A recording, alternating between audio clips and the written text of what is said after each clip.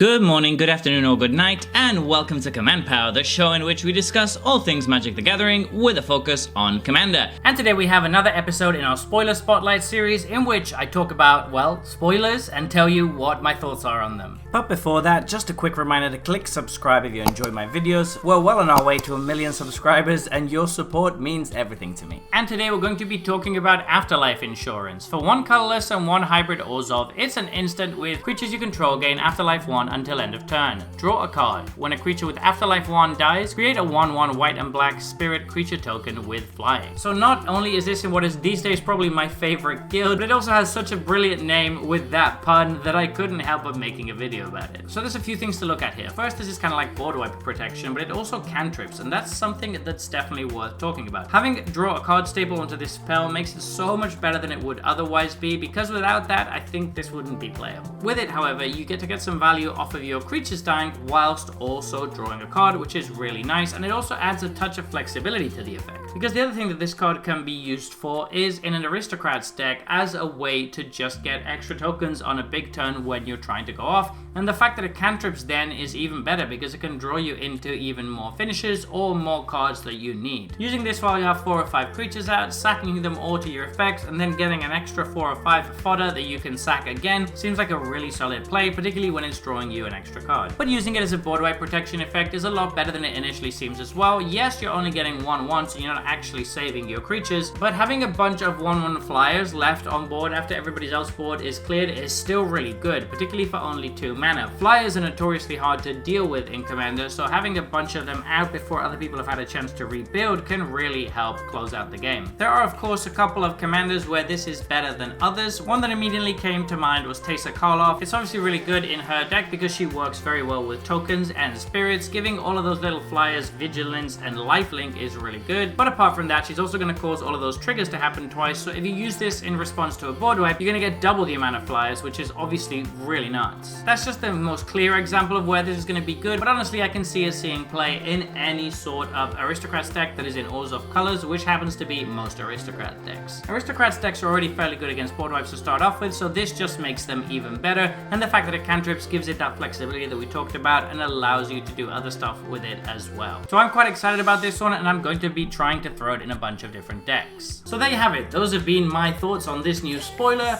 What do you think about this card? Please let me know in the comment section below. I read all comments and respond to all of them too. And if you enjoyed this video, don't forget to click like or subscribe. It really helps the channel. And until next time, take care.